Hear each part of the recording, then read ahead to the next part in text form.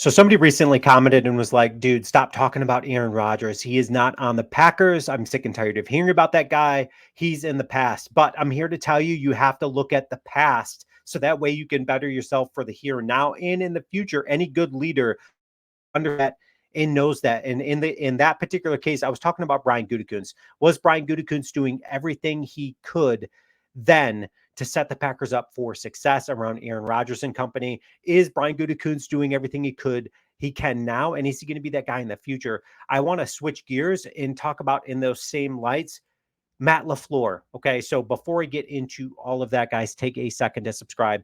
Okay, so that being said, nobody knows more than Matt LaFleur about how important a first half lead is. Okay, so since Matt LaFleur joined the Green Bay Packers, his record when he has a first half lead is 34-6. Okay, so when he is trailing at half, it's 11-18 and counting because he continues to find himself in situations where they are trailing at half. I'm not just trailing, we're talking about putting up 3 to no points. Okay. So not even coming close to touchdowns. Okay. So, but I want to briefly touch on the past, meaning last week versus the Denver Broncos. So let's take a look at some of these numbers versus the Denver Broncos. So the Broncos were allowing 16.9 yards per average, which is ranked 31st in the NFL, and 64% completions on passes thrown 15 plus yards downfield.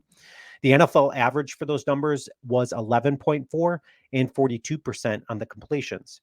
A margin of 22% percentage points below average 64 and versus 42 is massive. Green Bay Packers had 2 weeks to come up with their game plan. They should have seen how terrible the Broncos were at defending these passes. They should have looked at it to take advantage of that early in the game, yet they chose to do the exact opposite. On the first half of the game, on 13 pass attempts, Love averaged 2.4 air yards. On 13 attempts, Love threw only one attempt, which traveled longer than 4 yards downfield. Oh my gosh, one attempt, which traveled more than 4 yards downfield. Like that's even embarrassing just to say out loud. Either Matt LaFleur has zero confidence in Jordan Love, or they are just that awful, which there's no way anybody can win the argument with me. I don't care how young they are. It's a 53-man roster. There's no way that you're telling me that the Packers have 53 terrible guys out on the field. Okay, so let's take a look at what this writer for Yahoo Sports had to say about the Packers game. He said the Packers were awful on offense on Sunday, 24-10 loss versus the Minnesota Vikings, and another bad game for Love. That gets us closer to the conclusion that the Packers' unbelievable run of quarterback play over the 3 decades has finally ended. Playing at home against the middling Vikings defense, the Packers didn't get a first down until about 4 minutes to go in the second quarter, which was actually 3 and change. Green Bay was stuck on -5 net yards deep into the first half. The Packers didn't score a touchdown in the first half. It's the 5th straight game without a first half touchdown, and Fox said that's the Packers' longest such streak since 1988, 4 years before Brett Favre arrived. Like, you can't even make those numbers up. So it's incredible to me that Matt LaFleur still has yet to put up in a game plan over the last few games that he can't score in the first half. And then once the defense finally gets lax, then they start moving the ball, right? They get into this 2-minute offense. They start moving the ball. And if it weren't for that penalty and giving us second life, we would have gone into the locker room with a goose egg yet again. Unreal. So what did Matt LaFleur have to say in his post-game interview? Let's take a listen as to what he said. Matt, when you look at your team right now, what do you see? I just see a lot of I see a lot of mistakes. Quite frankly, we've killed ourselves with penalties, drops. We have opportunities to make plays, on the defensive side, and some we make and some we don't. Certainly, the third down was a problem today.